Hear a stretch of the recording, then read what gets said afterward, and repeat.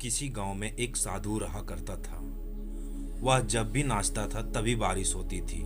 इसीलिए गांव के लोगों को जब भी बारिश की जरूरत होती तभी ये लोग साधु के पास जाते और उनसे अनुरोध करते कि वह नाचे, और वह जब भी वह नाचने लगते तो बारिश जरूर होती थी।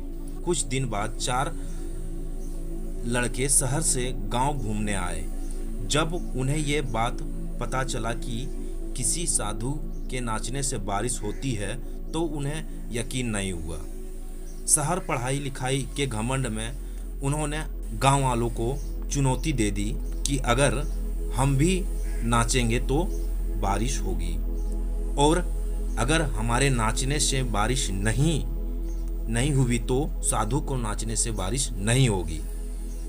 अगले दिन सुबह सुबह गांव वालों ने उन चारों लड़कों को लेकर पहुंचे। गांव वालों ने साधु को सारी बात बताई। फिर उन लड़कों ने नाचना शुरू किया। पहले लड़के ने नाचना शुरू किया। आधा घंटा बीत गया। फिर पहला लड़का थक कर बैठ गया, पर बादल नहीं दिखे। कुछ देर बाद दूसरे लड़के ने नाचना शुरू किया और 1 घंटा बीतते बीतते वह भी थक कर बैठ गया। बाकी दोनों लड़कों ने भी यह ऐसा ही किया, पर बारिश नहीं हुई। अब साधु की बारी थी। उसने नाचना शुरू किया।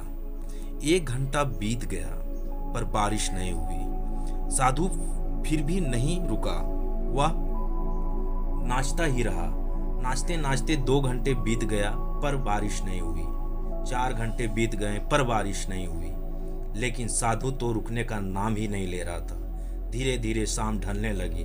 तभी बादलों की गड़गड़ाहट सुनाई दी और थोड़े देर बाद जोरों की बारिश होने लगी। यह देखकर चारों लड़के दंग रह गए और तुरंत साधु से क्षमा मांगी। फिर चारों लड़कों ने साधु से पूछा, बाबा भला ऐसा क्यों कि हमारे नाचने से बारिश नहीं हुई और आपके नाचने से बारिश हो गई?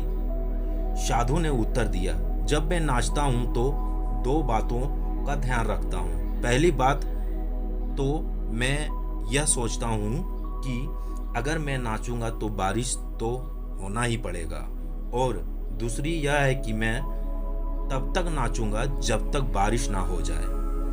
सफलता पाने वालों में भी यही गुण विद्वान होते हैं। वह जिस काम को भी करते हैं उनमें उन्हें सफलता होने का पूरा भरोसा होता है, और वह तब तक काम करते हैं जब तक उसमें सफल ना हो जाए। इसीलिए अगर हमें सफलता हासिल करनी है तो इस साधु की तरह ही अपने लक्ष्य को प्राप्त करना होगा।